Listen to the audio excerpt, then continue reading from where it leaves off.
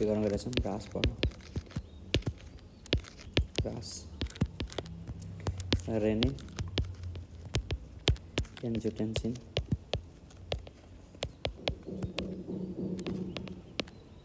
अल्डोस्टेरोन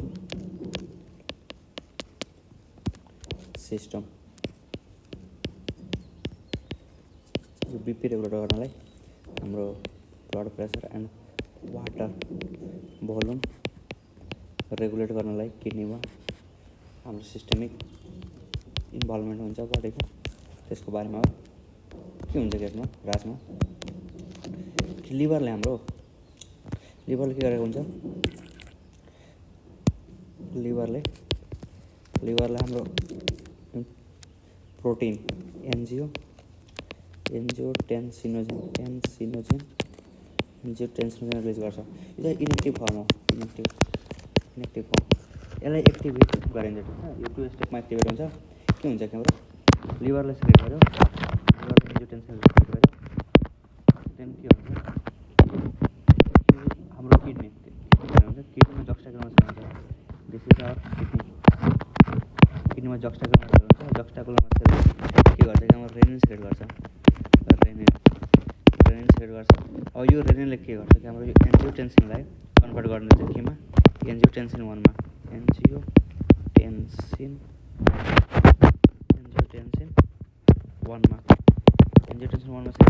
convert गर्छ। अब यो एन्जियोटेन्सिन चाहिँ हाम्रो लङ्स बनाउँछ। अब लङ्सबाट हाम्रो के हुन्छ, लङ्सबाट एउटा हाम्रो हर्मोन इन्जाइम रिलिज भएको हुन्छ, एसिई।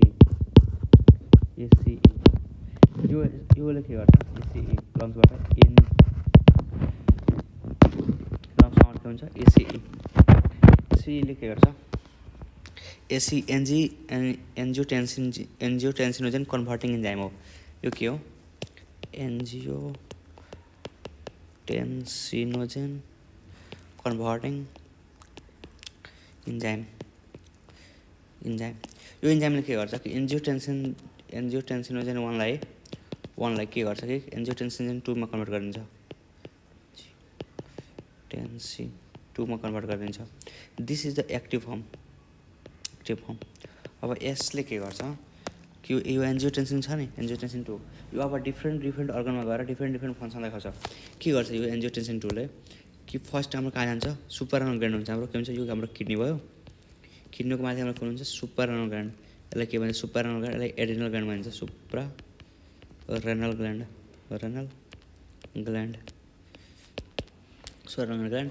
अनि यसलाई एड्रिनल ग्ल्यान्ड पनि भन्छ, एड्रिनल ग्ल्यान्ड। के हुन्छ कि यसलाई गएर एस्टिमुलेट गर्छ। एड्रिनल ग्ल्यान्डको कर्टेक्सलाई 3 भागमा बाँडिन्छ हामी, कर्टेक्सलाई 3 भागमा, GFR, glomerulus fasciculata and reticularis. And के हुन्छ कि यो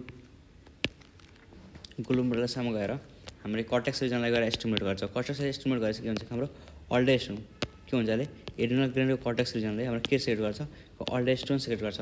अब यो अल्डोस्टेरोनले के गर्छ कि हाम्रो नेफ्रोन पढाएको थियो, नेफ्रोनमा के हुन्छ कि हाम्रो ट्युब्युल हुन्छ, ट्युबुलर पोर्सन। अनि यसमा के गर्छ कि हाम्रो वाटरको रिएब्जर्प्सन इन्क्रिज गरिदिन्छ, रिटेन्सन अफ वाटर गर्छ। के गर्छ, रिटेन्सन अफ वाटर, सोडियमको रिएब्जर्प्सन इन्क्रिज गर्छ, जसले गर्दाखेरि वाटरको रिटेन्सन हुन्छ, वाटर रिएब्जर्प्सन हुन्छ, रिएब्जर्प्सन गर्छ। अनि यसले गर्दाखेरि this is our nephron and वाटरको रिटेन्सन भइहाल्छ। वाटरको रिटेन्सन धेरै भएपछि हाम्रो सर्कुलेसनमा के हुन्छ कि वाटर भोल्युम बढ्छ, भोल्युम अफ ब्लड इन्क्रिज हुन्छ। अनि यसले गर्दाखेरि हाम्रो बीपी रेगुलेट हुन्छ, ब्लड प्रेसर इन्क्रिज हुन्छ, मेन्टेन हुन्छ।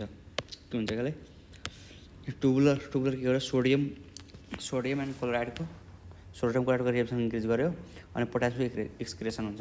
अनि पोटासियम एकदम हुन्छ बडीबाट धेरै लस हुन्छ। के हुन्छ कि हाम्रो यो सेल भयो डिसिटीतिर के हुन्छ कि यहाँ पोटासियम बाहिर जान्छ, अनि सोडियमको एब्जर्प्सन हुन्छ, अनि क्लोराइडको एब्जर्प्सन हुन्छ, यिनीहरूको एब्जर्प्सनले गर्दाखेरि हाम्रो यहाँ वाटरको पनि एब्जर्प्सन भइरहेछ, वाटरको एब्जर्प्सन। अनि के हुन्छ कि हाम्रो बडीमा ब्लडबाट के भइरहेछ कि हाम्रो एक्सक्रेट पोटासियम आयन युरिनमा गइरहेछ, तर हाम्रो यहाँबाट हाम्रो सोडियम घटेर सोडियम हाम्रो बडीमा हेरिरहेछ, वाटर पनि हेरिरहेछ। एउटा फङ्सन भयो। अर्को फङ्सन के गर्छ यसले सिम्प्याथेटिक एक्टिभिटी इन्क्रिज गरिदिन्छ। हाम्रो ब्लड भेसलको सिम्प्याथेटिक के हुन्छ कि हाम्रो नर इपिनेफ्रिनको इन्क्रिज गराएर हाम्रो के गर्छ कि यसले सिम्प्याथेटिक एक्टिभिटी इन्क्रिज गर्छ, सिम्प्याथेटिक एक्टिभिटी इन्क्रिज गर्छ। अर्को भनेको हाम्रो एड्रेनल ग्ल्यान्डबाट भयो। अनि एउटा डाइरेक्ट एन्जियोटेन्सिनको डाइरेक्ट एक्सन हाम्रो के हुन्छ ट्युबुलरमा, यो हाम्रो ट्युबुलमा डाइरेक्ट एक्सन हुन्छ। डाइरेक्ट एक्सन भएपछि के हुन्छ कि हाम्रो यो अल्डोस्टेरोनलाई एक्टिभेट अल्डोस्टेरोन त इन्क्रिज गरिरहेछ, त्यसको साथसँगै यो डाइरेक्ट गएर हाम्रो सोडियम अनि क्लोराइड एन्ड वाटरको रिटेन्सन इन्क्रिज गरिदिन्छ।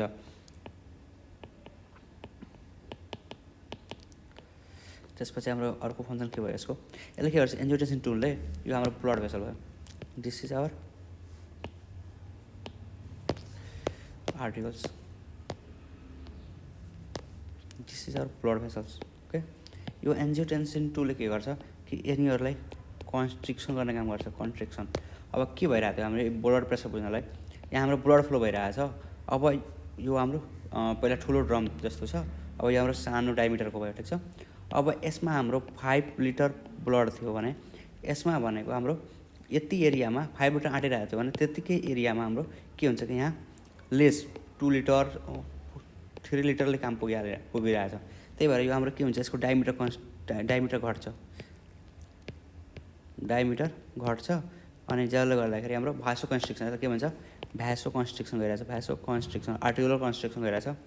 आर्टिकल्सहरूलाई कन्स्ट्रिक्ट गरेर जसले गर्दाखेरि हाम्रो डिमान्ड ब्लडको भोल्युमको डिमान्ड घटिरहेछ अनि हाम्रो ब्लडको भोल्युम मेन्टेन भइरहेछ बडीमा, बिपी मेन्टेन भइरहेछ नर्मल।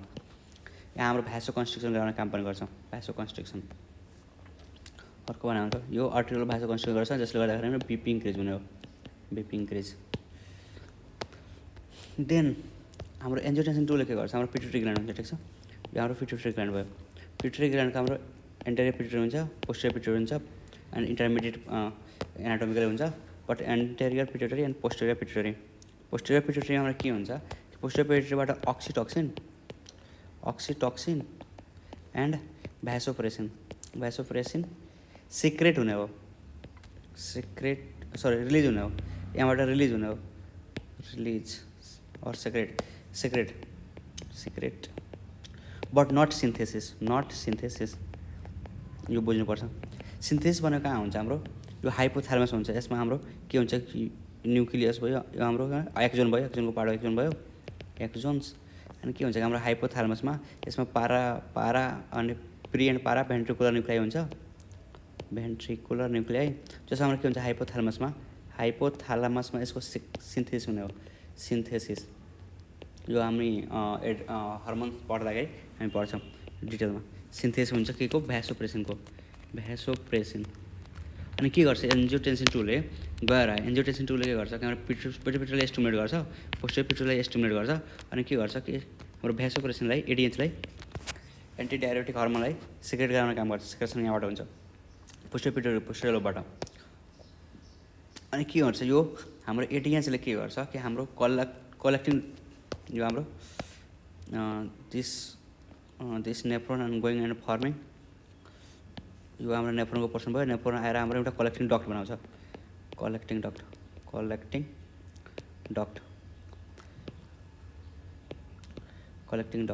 अब यो कलेक्टिङ डक्टमा के हुन्छ कि हाम्रो एडिएच आएर यहाँबाट हाम्रो एब्जर्प्सन इन्क्रिज गरिदिन्छ के को वाटरको।